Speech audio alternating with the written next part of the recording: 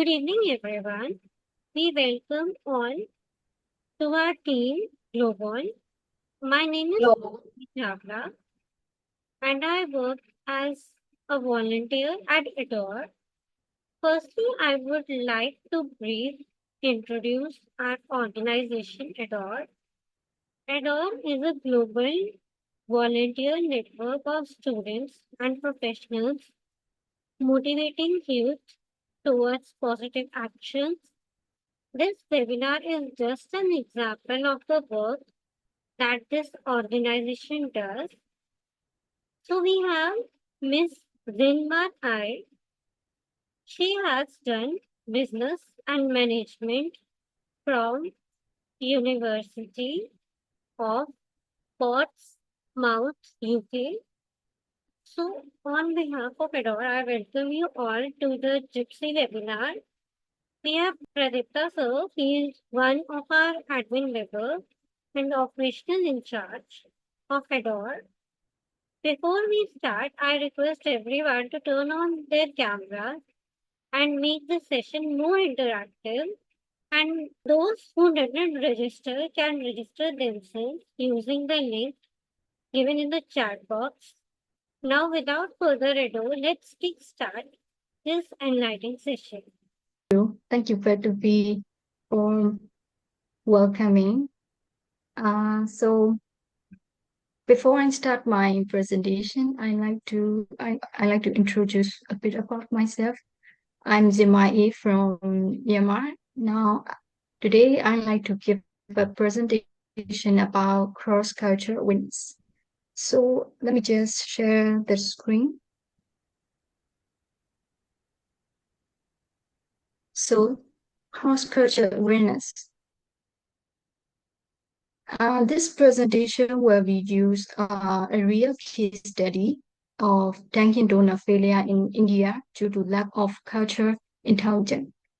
And the theory that I will be using for this presentation is host culture dimension. It is to analyze the cultural mistake made in the case. So what is cross-culture awareness? Cross-culture awareness or cross-culture sensitivity refers to the awareness of our own cultural identity and values and beliefs, knowledge and accept them or other culture. And it helps break down cultural barriers and bring a better understanding of ourselves and a better appreciation of those who are different. So, Dunkin' Donut failure in India. Um, why it has happened. So let me introduce a bit about the background of Dunkin' Donuts. Dunkin' Donuts is founded by William Rosenbach in 1950 in Quincy, Massachusetts, in United States. It is a quick service restaurant worldwide, and it has more than 12,600 restaurants in around 46 countries. In 2012, Jubilant Foodworks opened the first Dunkin' Donut in India and expanded to 77 stores across the country. It closed more than half of its stores in 2018 due to a lack of profitability. So this is the origin and intention of Dunkin' Donut. It all started in 1950 when the whole world was under influence of the Second World War.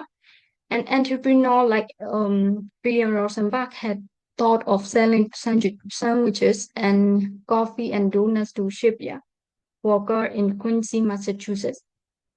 And he made the decision to only sell coffee and donut on food truck after realizing that this was where a significant portion of his income came from. So his aim is to serve all workers who needed to pick up a quick breakfast on their way to work. So these are the some reasons Dunkin' Donut failed in India. The first reason is Dunkin' failed to understand breakfast habit in India. In Dunkin' culture, they serve a speedy breakfast for workplace crew. In Indian culture, most Indian usually have heavy homemade breakfast or local cuisine with various spices like idli, dosa, paratha, and they would rather have sit-down meals with family. And the second reason is high level or local competition. Dunkin cannot beat the local competitors because India has hundreds of family-owned local sweet seller, and they have won the market for decades. The third reason is differences. They can deal the differences in beverages preferences. Dunkin serves a variety of coffee, and they ignore the most popular beverage unit of India, especially tea. And majority of Indians prefer tea in the morning to kick start their day and boost alertness. The last reason would be price. Dunkin sell two donuts for 600 rupees, and the normal breakfast in India costs only between 60 to 80 Indian rupees, which is equivalent to 1 USD dollar per person. And the average salary of an employee in India is 30,000 rupees. So Dunkin' selling price is quite overpriced when compared to the budgeted price of an average salary individual. So let's move on. This is the hospital culture dimension. Most of the business leader use this dimension to understand the culture differences between various countries. So the first dimension is power distance index. If it is high, it they have a society of autocratic. If it is low, they like more power sharing, and they have a leadership style of democratic. Individual versus collectivism. If it is high, they have individual interests, and if it is low, they have collective interest. Masculinity versus femininity. If it is low, they have gender equality, and if it is high, they have patriarchy kind of society. And uncertainty avoidance index. If it is low, they have greater innovation. They willing to risk. They are like more like a risk taker. If it is high, they are so hesitate to try new things, so they have less innovation. Long-term versus short-term orientation. In this case, if it is high, they have flexibility, and if it is low, they tend to follow universal guideline. Indulgent, if it is high, they are more like a pessimistic kind of people, and if it is low, and they are pessimistic. And let's move on. This is the comparison of India and US by horticulture dimension. So let's move more insightful about this comparison. Power distance. In India, they have high power distance, and in US, they have low power distance. In US culture, the eating habit in America shows that family member or friends must eat the meal together. There is no rule about who eat first or wait for other to finish. In India culture, in the family breakfast is a culture that family member had to follow, and not having breakfast together is considered impolite. And Dunkin failed because most Indian usually don't eat out for breakfast. It's like a rule for them to have breakfast together to spend time with family, just like American love to spend family time at dinner. Individual versus collectivism. In this dimension, India is more like a collectivism, and US is individualism.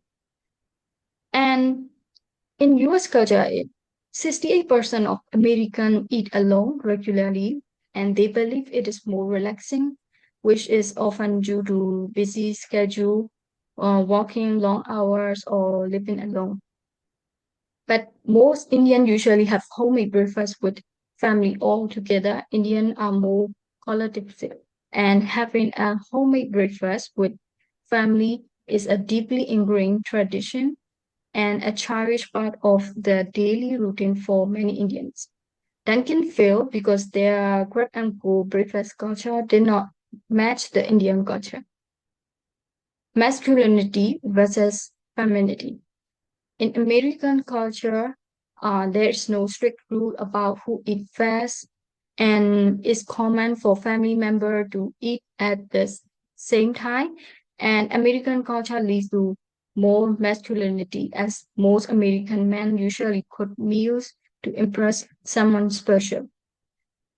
In India and in most rural region, Indian women can eat with or after other family member, but families still view it as disrespectful if they eat before others. Most Indian women are expected to take care of domestic responsibility such as household chores and child rearing and elder care and leaving less time for paid work. As Duncan focus on workplace growth, they fail to understand that women workers are less than men in India, so they kind of lost the market. Uncertainty avoidance. In this case, India has lower uncertainty avoidance than US, and US is higher than India.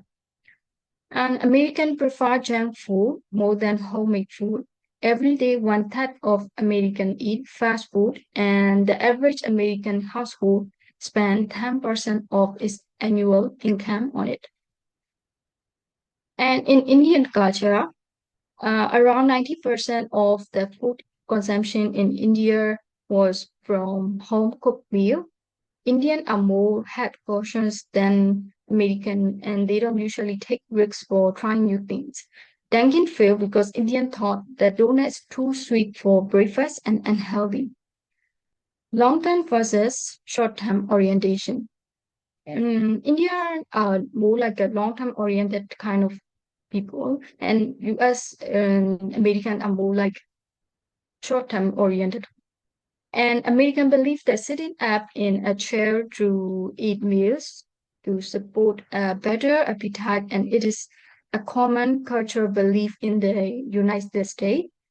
And most Indian believe that sitting on floor makes digestion easier. However, Indian are more flexible than American. They don't hesitate to follow both traditional and universal way in this matter. In Dunkin's case, they are not flexible enough to flow in. They are price rich. Indian are more long-term oriented. They believe donuts are for special occasion only because it is too costly to eat donut from Dunkin' daily. And indulgent and restrict. Indian are more like a restrict kind of so Indian have restrict kind of society and US is indulgent. And most American eat with utensil such as forks, spoon, and knife, and they are using both hands while eating. They believe it minimizes direct contact with food, which can reduce the spread of germs and bacteria. In Indian culture, most Indian always use their right hand to finger to eat. Indians consider the use of left hand to be unclean and offensive. Most importantly, they don't eat breakfast while standing or walking on their way to work. That's the reason Dunkin' failed. Indians are not indulgent enough to against their tradition and beliefs. So why cross culture awareness is so important? Cross culture awareness is not just a nice to have; is a strategic necessity for any business looking to thrive in today's interconnected global economy. Company aiming to expand into international market need to navigate varying cultural norms to effectively penetrate these markets. This includes adapting product, services, and marketing strategies to fit local cultures. Most of the successful leaders who are culturally aware are better equipped to manage diverse teams and navigate the complexity of global market. In the future, companies must understand cultural intelligence before entering into a new market to be aware the market is relevant enough to venture into. So this is the conclusion. To conclude, Dunkin' Donut failed in India due to lacking of culture intelligence, leading to a mismatch in breakfast habit and menu offering.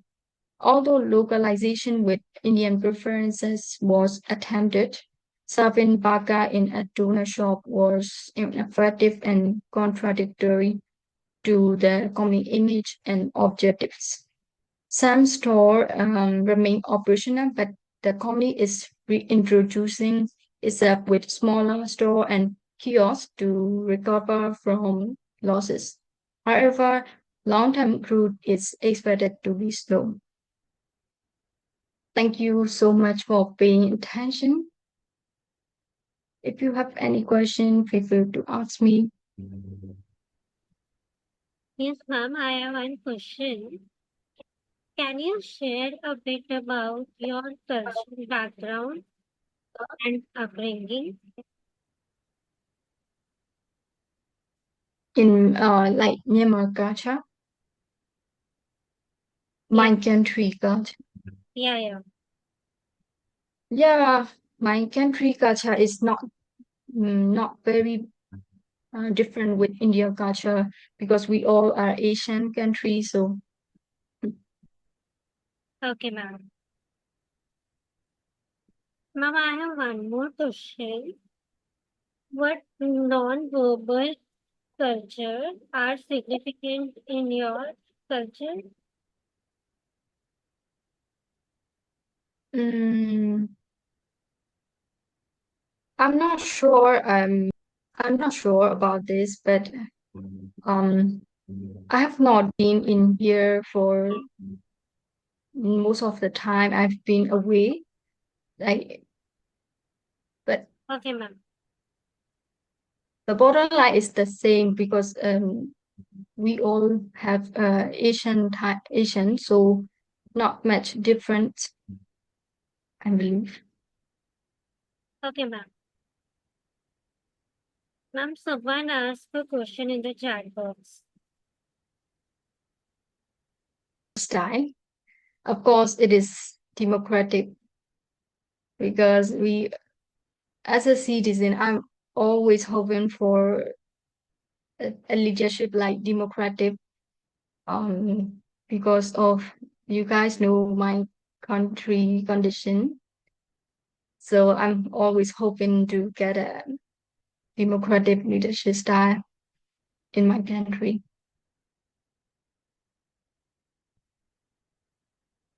Cultural dimension is like a strategy.